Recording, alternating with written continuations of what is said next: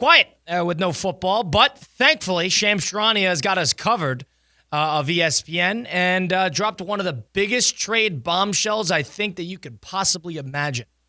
Late last night, the Dallas Mavericks and the Los Angeles Lakers reached agreement on a trade. And the trade, full details.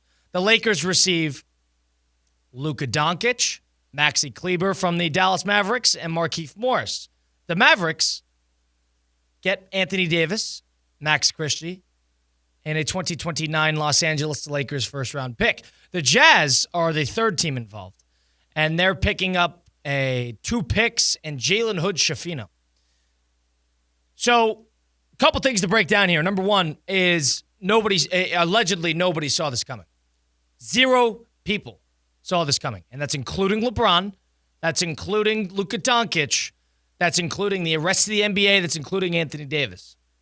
But Mavs general manager Nico Harrison decided to, again, based on reports, take it upon himself to go to the Lakers specifically and offer Dončić in exchange for Davis's services. That was the guy that the Mavericks wanted. It wasn't necessarily a bidding war, best trade available. It was, we want Anthony Davis, and we're willing to give up the 25-year-old superstar in exchange for him. Luka Dončić, of course, as these trades come out, people try to make sense of it. My first reaction is, what? My second reaction was, I can't blame the Lakers at all. I see the vision. If the Lakers get called and said, and are given an opportunity to acquire Luka Dončić in exchange for Anthony Davis, who has played well for the Lakers, yes, is still a very good All-NBA talent player at the moment, and has been good for that franchise. If you get called and you get offered Luka Dončić, you say yes. Bottom line. Unless they wanted LeBron, you say yes. That is a no-brainer for Los Angeles. Don't get it twisted. The Lakers, throughout their history, have never been afraid of rebranding, of fixing up what might not be working, of changing things drastically. Never been afraid to do it. Tried to get Chris Paul. They got Steve Nash and Dwight Howard. That didn't work. All right, ship it out. LeBron in the mix. Pau Gasol in the mix. Signed Shaquille O'Neal from the Orlando Mavericks. Or Orlando Magic, wow. Orlando Magic, got him. Traded for Kareem Abdul-Jabbar in 1975 when he wanted out of Milwaukee. Got Will Chamberlain in the mix from the Warriors. Went and got Magic Johnson in the draft. It's never been a team that's afraid of making the big move. This is a no-brainer opportunity for Los Angeles. Now, off of that, Dallas, I'm not seeing the vision on this one. If you're Dallas, let's talk about what's working versus what's not working. What's working? Number one, Luka. Luka's working. This year, he's played 22 games.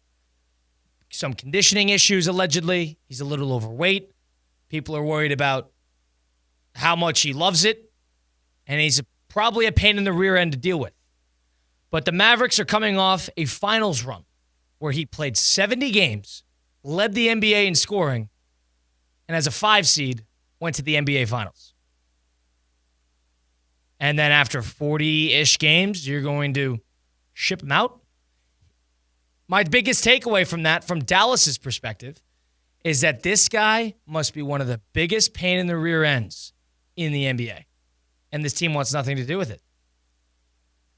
They didn't want to sign him to the Supermax, which he is eligible. We'll get into the contract details a little later, but he was eligible for a big Supermax, which is the holy grail of NBA contracts coming up this summer, the extension. So now he's no longer available for that. But they shipped him out.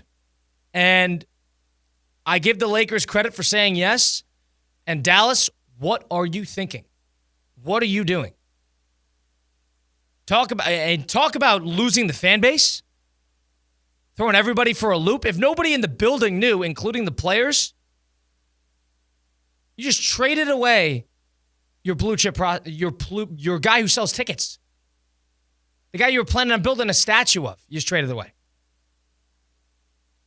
For Anthony Davis, who is a great player, but is 32 years old. That, to me, is not the right move. He's 30, yes. And Anthony Davis, of course, now has 2 years remaining on an extension before he gets to a player option. So technically 3. Making $55 million a year. And then he's got a player option when he's 34 years old. And I have a hard time believing Dallas signing him to some fat extension after that. So all this tells you is that Dallas all of a sudden thinks that this change is win now. We need to win a title today. We need to win a championship now. With Klay Thompson, Kyrie Irving, Anthony Davis, and a smattering of role players. Gafford, Lively. Lively's a good player, hasn't played much. Gafford, Lively, so on and so forth. This team would have been excellent in 2018, 2017. Now you got a bunch of guys on the wrong side of 30, and you shipped out the one guy who is a perennial top 10 player in the NBA. And it's not even you just Luka requested out. Apparently Luka had no idea this was coming. And he had no idea that he was even in the market for a trade. He did not request a trade. It's the rare occurrence where the team makes the move before the player does. Jimmy Butler trying to make the move before the team does. Dallas, as a team, making a move before the player does, before the player expresses his displeasure. A shocking turn of events. And if you're the Lakers, I think this tells you a couple things. If you're a Laker fan, I think this tells you a couple things. Number one, if the Lakers are pivoting in this sense to go get Dončić and changing up the identity of that team really quickly, it's a last-ditch effort to get a lot out of LeBron before he retires. And as we alluded to with that previous point, LeBron, if I had to guess, put money somewhere, not this year, next year, done. You get one more year out of LeBron. Because Anthony Davis doesn't cut the marquee star cutout of the Los Angeles Lakers, who has always needed a star its entire run of the history, of the historicalness of that franchise. Always needs a star. Anthony Davis is not that. They need a 1A star. Luka fits the mold. It also tells me that, LeBron's got a year left on his deal after this year. I could see him in the summer going, this is going to be my retirement tour. And then hand the keys off to Luka and sell your tickets that way. No brainer for the Lakers. No brainer. But if you're Dallas, you got a lot of explaining to do on the court, off the court to your fans. A lot of explaining to do. Fans are going to tune out. They're going to check out. You better win some games. And with the trade deadline looming, maybe even make another trade. Are the Mavericks looking at Jimmy Butler? Can they even make that work? Are they trying to restructure this entire team with a bunch of on the wrong side of their prime 30-year-olds and go for a playoff run? Is that what they're trying to do? The Butler, Kyrie, Anthony Davis last-ditch effort to get a championship? I don't know. Very strange move. Shocking move in the NBA. And I cannot imagine that Anthony Davis is overly thrilled with this move. And maybe for Dončić, the Lakers, they might be pleased because if you get a pissed off Luka Dončić who gets healthy, if the weight conditioning is a problem, you motivate him, disrespect him. Now he's losing a whole lot of money. Texas to California state taxes, no more Supermax availability with the Mavericks. You shift over to the Lakers, who cannot sign you for as much money as Dallas could have because it's not the team that drafted you. There's a whole bunch of rules with the new CBA. We'll get into it. But now you got to motivate him on a big stage with LeBron. They got a great side of this deal. I'm very confused on Dallas's endgame here. Very confused. Because if you think that Kyrie Irving, Gafford, Lively, Klay Thompson and Anthony Davis is the way to get you over the hump. I don't know if I see that vision. I cannot see that vision. Comparatively to what Luka offers you.